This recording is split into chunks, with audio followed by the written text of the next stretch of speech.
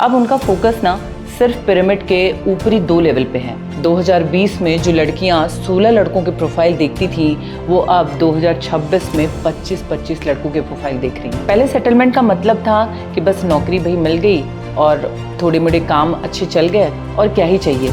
इसके बाद शादी कर ली, बच्चे हो गए तो हो गया सेटल।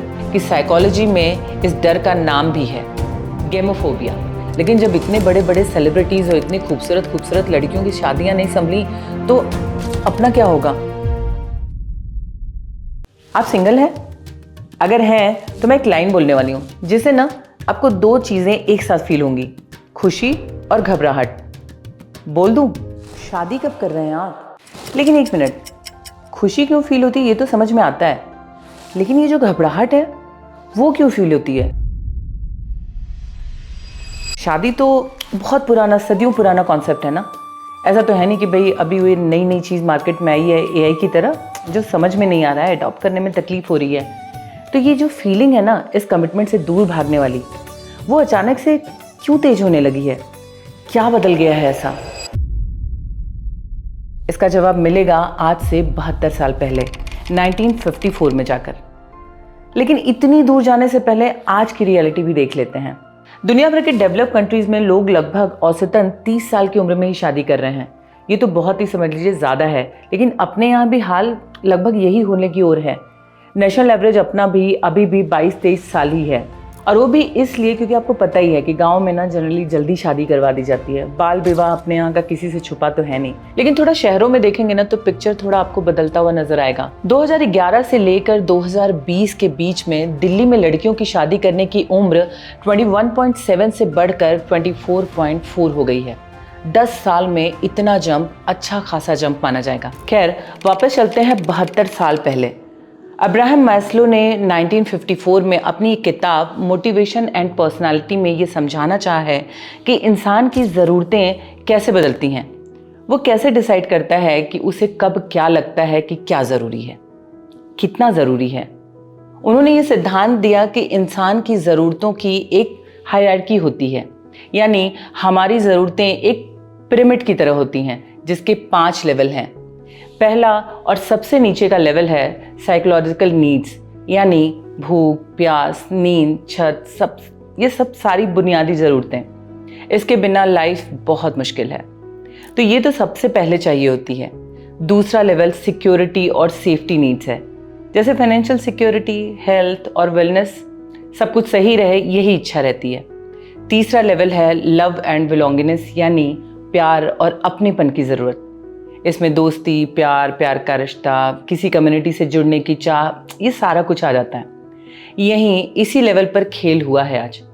क्या और कैसे हुआ है वो अभी मैं आपको बताती हूँ। चौथा लेवल है एस्टीम नीड्स में। इसमें आदमी को सेल्फ रिस्पेक्ट, पहचान, अचीवमेंट वगैरह इन सब की जरूरत फील होती है। सबसे टॉप पर है सेल्फ एक्चुअलाइजेशन नीड्स। ये सवाल होते हैं ना कि मैं कौन हूँ, भाई मैं इस दुनिया में क्यों आई हूँ, क्या करने आई हूँ, क्या सपने हैं वगैरह वगैरह, मुझ में क्या पोटेंशियल है, कितना है, यही सब कुछ। अब 1950s और 60s के डिकेड में भारत में क्या होता था, 65% पॉपुलेशन निहायत ही गरीब थी, और जो जी तोड़ मेहनत करने के बाद भी ना 2 वक्त की रोटी जुटाना भी उनके लिए बहुत मुश्किल था। ऐसे याद है कि मेरे दादाजी लोग, पापा लोग की सैलरी होती थी 500 रुपये, 700 रुपये, जिसका आज हम बर्गर पिज़्ज़ा खा जाते हैं। ज़्यादातर लोग पिरामिड के निचले 2 स्तरों पर ही थे। शादी एक सामाजिक और आर्थिक ज़रूरत थी। उनके लिए शादी का मतलब यही था कि भाई चलो कोई घर में आएगा, घर संभालेगा, बच्चे संभालेगा, तो मैं जाके मेहनत मजदूरी करके घर में पैसे कमा के लाऊंगा। लेकिन आज की जिंदगी और मिलेनियल्स के साथ क्या हुआ है, उनके लिए निचले वाले दोनों ये लेवल जो है ना मोटा मोटी सैचुरेट हो चुके हैं। मैं ऐसा क्यों कह रही हूँ ना, आप खुद ही देख लीजिए। ये डेटा वर्ल्ड बैंक का है। पॉवर्टी रेट आज 5% के आसपास है, यानी जनरली बुनियादी ज़रूरतें और सिक्योरिटी की ज़रूरतें काफ़ी हद तक पूरी हो चुके हैं। अब उनका फोकस ना सिर्फ पिरामिड के ऊपरी 2 लेवल पे है। आज का यूथ सेल्फ एक्चुअलाइजेशन चाहता है, वो अपने सपने पूरे करना चाहता है, अपनी पहचान बनाना चाहता है, दुनिया घूमना चाहता है, नए अनुभव लेना चाहता है, करियर पर फोकस करना चाहता है। एक बढ़ते हुए बच्चे को देखिए, वो क्या करता है, पहले 12वीं करेगा, फिर इंजीनियरिंग, मेडिकल, आर्ट्स वगैरह जो भी उसको परस्यू करना रहता है वो करता है। फिर उसे लगता है यार MBA कर लूँ क्या, तो अच्छा रहेगा, शायद अच्छी नौकरी मिल जाए। फिर उसे लगता है पहले कुछ साल ना काम करके देख लेता हूँ, क्या पता क्या हो। फिर उसे लगता है दुनिया तो देखी नहीं है, थोड़ा घूम भी लूँ क्या। फिर उसे लगता है अपना स्टार्टअप शुरू कर देता हूँ यार, बहुत सारे लोग कर रहे हैं। और यहीं से शादी को लेकर उसकी सोच बदल जाती है। शादी अब उनके लिए ना जिंदगी की शुरुआत नहीं रह जाती है कि सेटल हो जाओ शादी करके। ये एक उनके लिए पड़ाव की तरह हो जाता है कि बाकी चीजें भी जरूरी हैं यहाँ तक आने के लिए, मैं भी जरूरी हूँ अपने लिए। लेकिन मान लीजिए कि समाज के प्रेशर, परिवार के दबाव और बहुत चिक की वजह से कोई तय कर ही ले कि चलो भाई शादी कर लेते हैं, तो फिर उसके आगे क्या, किससे शादी करें। यहाँ आता है पैराडॉक्स ऑफ चॉइसेस का मामला। पैराडॉक्स ऑफ चॉइसेस मतलब जितने ज्यादा ऑप्शन, फैसला लेना उतना ही मुश्किल, और फैसले से खुशी उतनी ही कम होगी। इसे एक एग्जाम्पल से समझते हैं। मान लीजिए आपके पास ना बिस्किट के 2 पैकेट रखे हुए हैं, पार्ले जी और मिनाको। आप ना 2 सेकंड में तय कर लेंगे, चुन लेंगे कि आपको कौन सा बिस्किट खाना है। भाई यही 2 चॉइस है ही है आपके पास। अगर आपको दोनों नहीं पसंद तो भी आपको उसमें से एक तो खाना ही है। लेकिन अगर आपके सामने 50 तरह के बिस्किट रखे हुए हैं, कोई चॉकलेट का है, बटर स्कॉच है, क्रीम है, डाइट वाला है, शुगर वाला है, बहुत सारे ऑप्शन आपके पास रखे हैं, तो आप सोचते रह जाएंगे कि भाई क्या लूँ, शायद ये सही होगा या ये सही होगा, शायद इसमें शुगर कम मिलेगा बट इसमें बटर स्कॉच मुझे पसंद है। मतलब आप उलझन में पड़ जाएंगे और फैसला लेने के बाद भी सोचते रह जाएंगे, क्या मैंने सही फैसला लिया है, कहीं कोई गलती तो नहीं कर दी है, कहीं वो वाला तो अच्छा नहीं था। अब यही रिश्तों में होता है। पहले आपकी दुनिया आपके मोहल्ले, कॉलेज, आसपास के लोगों के तक ही सीमित रहती थी। जिनसे शादी करनी होती थी मोर और लेस आप उनको जानते थे, या तो आपका कोई ना कोई रिश्तेदार उनको जानता था। उनका नंबर ऐसे ही कुछ 10-20 लोगों तक सीमित रहता था। रिश्तेदार भी 2-4 ही रिश्ते ला पाते थे कि भाई ये उनका बेटा जवान हो गया, इनकी बेटी जवान हो गई, देख लो वो सुंदर है, पढ़ी लिखी, ब्ला ब्ला जो भी चीजें होती थी। फैसला लेना ना बहुत आसान था। लेकिन आज डेटिंग एप्स ने ऑप्शन वाली दुनिया को आपकी उंगली पर नचा दिया है। लेफ्ट स्वाइप करिए, प्रोफाइल बदल गई, राइट स्वाइप करिए, प्रोफाइल बदल गई। मतलब कि जिससे शादी हो सकती थी उसकी पॉसिबिलिटी भी बदल गई। अब जिनसे शादी हो सकती है ना, उनकी संख्या 2, 4, 10 नहीं है, इन्फिनाइट है। और फिर दिमाग में ना एक आवाज गूंजने लगती है कि हो सकता है अगला वाला इससे ज्यादा बेटर हो, क्या पता अगला वाला ज्यादा खूबसूरत हो सकता हो ज्यादा सेक्सी भी हो, अच्छा भी हो सकता हो बहुत ज्यादा समझदार निकल जाए। इसे साइकोलॉजी में फोमो कहते हैं, ऑफ मिसिंग आउट, कुछ छूट जाने का डर। ये डर कि कहीं मैं किसी बेहतर ऑप्शन को खो तो नहीं रही हूँ। ये डेटा देखिए, ये शादी.com जैसी मैरिज वेबसाइट का डेटा है। 2020 में जो लड़कियां 16 लड़कों के प्रोफाइल देखती थी, वो अब 2026 में 25-25 लड़कों के प्रोफाइल देख रही हैं। और ऐसा ही लड़कों के साथ भी है, उनका नंबर भी 8 से बढ़कर 14 हो चुका है। ये सब ना, ये तो बस छोटी मोटी बातें हैं। अब आपको एक एक्सट्रीम दिखाती हूँ। जापान में एक टर्म है हार्बीवोर मैन, यानी शाकाहारी पुरुष या ग्रास ईटर्स। ये उन पुरुषों के लिए इस्तेमाल किया जाता है जो रिश्ते, डेटिंग और शादी वादी में ना बिल्कुल दिलचस्पी ही नहीं रखते हैं, 0 इंटरेस्ट, सिर्फ अपनी जॉब, अपनी हॉबीज वगैरह पर ध्यान देते हैं और लाइफ गुजार देते हैं।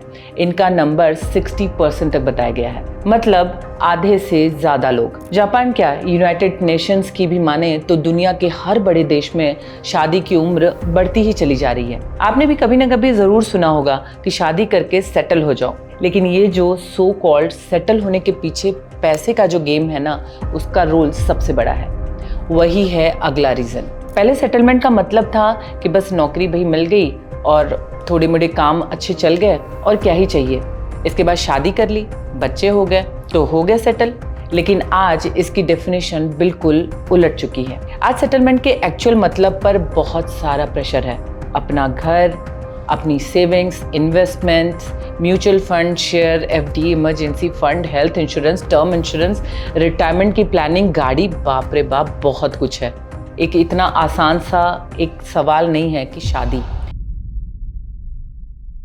इसके अंदर एक साथ सब कुछ आ जाता है। बाकायदा इसकी चर्चा होती है, टीवी से लेकर न्यूज़पेपर, होर्डिंग्स, सोशल मीडिया तक में एड्स पे एड्स आते हैं। और ऐसा नहीं है कि पैनिक सही नहीं है, बट महंगाई इन सब का सेंटर पॉइंट बन चुकी है। इसके डायमेंशन में ना बहुत बड़ा चेंज आया हुआ है। एग्जाम्पल देती हूँ कि सन 2000 में अगर किसी की सैलरी समझ लीजिए 10,000 थी और फ्लैट 10 लाख का, तो उसकी 100 महीने की सैलरी में ना उसको एक फ्लैट मिल जाता था। लेकिन अब की अगर बात करें 2026 में, जहां हम बैठे हैं, अगर सैलरी किसी की 50,000 रुपये है और एक फ्लैट 1 करोड़ का, तो उस हिसाब से 200 महीने की तनख्वाह पे एक फ्लैट मिल पाएगा। खैर, ये नंबर्स तो बस मानने के लिए मान लिए थे। आप रियल फिगर भी देखिए अगर, तो मुंबई बहुत बड़ा शहर है। अगर वहाँ किसी को घर खरीदना पड़े तो 34 साल की सैलरी लग जाती है। मतलब कि सोचिए आधी से ज़्यादा ज़िंदगी निकल जाती है अपना फ्लैट खरीदने में। अभी डेटा बताइएगा, डराएगा नहीं तो क्या करेगा। ये सब तो खैर सर्वाइवल से रिलेटेड डर हैं, लेकिन क्या आपको पता है कि साइकोलॉजी में इस डर का नाम भी है, गेमोफोबिया। ये एक खास तरह का डर है जहाँ इंसान को ना शादी या लंबे टाइम के रिलेशनशिप के बारे में सोचते ही ना घबराहट होने लगती है। आप उनके चेहरे पे देख के बता सकते हैं कि वो कितने ज़्यादा असहज हो गए हैं। ऐसे लोग बात टालने की कोशिश करने लगते हैं, अचानक से अजीब से बर्ताव करने लगते हैं। अगर किसी ने पहले किसी इंटेंस रिलेशनशिप में धोखा खाया हो, चीटिंग देखी हो, इमोशनली अब्यूजिव पार्टनर के साथ बहुत झेला हो, या अपने बचपन में पेरेंट्स के बीच में बहुत ज़्यादा लड़ाई झगड़े या तू मैं देखी हो, तो उसके दिमाग में एक ये फीलिंग ना घर कर जाती है कि रिलेशनशिप का मतलब दर्द है। जितना ज़्यादा जुड़ोगे उतना ज़्यादा टूटोगे। ऐसा इंसान चाहता तो है कि उसे कोई समझने वाला पार्टनर मिले, लेकिन जैसे ही बात लाइफ टाइम कमिटमेंट की आती है, उसको वही पुराना दर्द याद आने लगता है, ट्रिगर करने लगता है। कहीं फिर से वही रिपीट हुआ तो, नार्सिसिस्ट पार्टनर मिल गया तो। वैसे नार्सिसिज्म पर मैंने बहुत ही डिटेल वीडियो बनाई है, आप इस वीडियो के बाद उसे जाकर ज़रूर देखिएगा। और हाँ, ये सब मैं आपको अपने पर्सनल काउंसलिंग एक्सपीरियंस से बता रही हूँ। बहुत डीप रूटेड रीज़न निकल के आते हैं जब हम लोगों से बात करते हैं। जो बच्चे बचपन से ही घर में तनाव, झगड़े, मारपीट, इल्ज़ाम लगाने जैसे माहौल में वो बड़े होते हैं, उन्हें रिश्तों पे भरोसा करने में बहुत ज़्यादा दिक्कत होती है। उन्हें नज़दीकी तो चाहिए, लेकिन वो डरते भी हैं। फिर सेल्फ रिस्पेक्ट और कॉन्फिडेंस में भी उनकी कमी आ जाती है। मैं किसी का भरोसा नहीं निभा पाई तो, मैं पार्टनर की उम्मीदों पर खरी नहीं उतर पाऊंगी तो, ये सोच उन्हें डीप और सीरियस रिलेशनशिप से दूर रखती है। इसके अलावा तलाक का भी बहुत बड़ा डर लोगों को सता रहा है, और तलाक के बाद ये मेंटेनेंस देना पड़ेगा, वो मेंटेनेंस देना पड़ेगा, क्या होगा, बहुत सारा कुछ कंफ्यूजन चल रहा है। भारत में तलाक की दरें ऐसे तो समझ लीजिए बहुत कम है, 1-2% के आसपास ही हैं, लेकिन ये भी बहुत तेजी से बढ़ रही हैं। और असली डर कहाँ से आता है आप सभी को पता है, सोशल मीडिया पर हर दिन तलाक की खबरों से। मतलब मुझे तो ऐसा लगता है कि ऐसा कोई एक दिन नहीं जाता है जब मैं ऐसे न्यूज़ न पढ़ रही हूँ कि इसका तलाक हो गया, इसने अर्जी डाली, ये मेंटेनेंस के लिए चल रहा है। मतलब हर दिन ऐसे न्यूज़ भरे पड़े हैं। बार बार ऐसी खबरें पढ़ के दिमाग सोचता है कि चलो हिम्मत करके एक बार शादी कर तो लें, लेकिन जब इतने बड़े बड़े सेलिब्रिटीज़ और इतनी खूबसूरत लड़कियों की शादियाँ नहीं संभली तो अपना क्या होगा। और अपने पास तो इतने पैसे भी नहीं है भाई कि जो हम संभल जाएगा। और अगर तलाक हो गया तो भाई आधा पैसा तो बीवी ले जाएगी, फिर क्या होगा। मतलब पूरा इकोसिस्टम ही डरा दे रहा है। देखिए, मेरे ये सब कहने का मतलब ये नहीं है कि आप आज ही बस उठें और जाके शादी कर लीजिए, हालांकि ऐसा कोई करता नहीं है, लेकिन मुझे काउंसलिंग करते हुए ना 2-4 मेजर बातें समझ आई हैं जो मैं आपको जरूर बताना चाहूंगी। रिश्तों में सही और साफ बातचीत करना बहुत जरूरी है। खुल के बात करिए। अगर आप किसी रिश्ते में हैं तो इन डरों के बारे में अपने पार्टनर से बात करिए। हम दोनों की पैसों की प्लानिंग क्या होगी, करियर गोल्स क्या होंगे, प्राइवेट स्पेस की क्या उम्मीदें हैं। आजकल तो खैर बच्चों का भी है, बच्चे चाहिए या नहीं चाहिए, पेरेंट्स की जिम्मेदारी कैसे निभानी है, ये सारी बातें पहले से ही साफ होनी चाहिए। हो सकता है इसमें कुछ आपको गलत भी लगे, लेकिन ठीक है ना, आप हैं, आप अपने आप जो हैं उसके बारे में आपको पता होना चाहिए कि आप ऐसे ही हैं। और सबसे ज़रूरी है खुद से सवाल करना। अगर आप अपने पास्ट को खुद पर हावी होने देते हैं या शादी को बंधन मानने लगते हैं तो ये बात बिना एड्रेस किए आप आगे नहीं बढ़ पाएंगे। प्रोफेशनल हेल्प लेनी पड़े तो लीजिए, क्योंकि इसमें कुछ गलत नहीं है। आप जब शारीरिक रूप से बीमार पड़ते हैं तो जाते हैं ना डॉक्टर के पास, तो अगर इसमें से कोई दिक्कत है तो आप क्यों नहीं जा सकते काउंसलर के पास। लेकिन पूछिए अपने आप से। देखिए, शादी ना कोई जेल नहीं है जहां आपकी आज़ादी बिल्कुल ख़त्म हो जाएगी। शादी कोई एग्ज़ाम भी नहीं है जिसे पास करना ज़रूरी है। शादी कोई बोझ भी नहीं है कि जिसको आप उठा के धोते रहेंगे। शादी तो एक साझेदारी है, एक ऐसे इंसान के साथ चलने का वादा जो आपके सपनों को समझता हो, आपको समझता हो, आपकी कमज़ोरियों और खूबियों को जानता हो और फिर भी आपके साथ हो। तो ये डर नहीं है, समझ से फैसला लेना है। इसलिए बस इतना ही कहना चाहूँगी कि ना शादी ना बहुत खूबसूरत चीज़ है। तो शादी में ना डर से मत घुसिए, समझ से घुसिए, क्योंकि अगर गलत माइंडसेट से आप शादी के अंदर घुसेंगे ना तो आपका सही फैसला भी गलत बन जाएगा, क्योंकि माइंडसेट इज़ एवरीथिंग।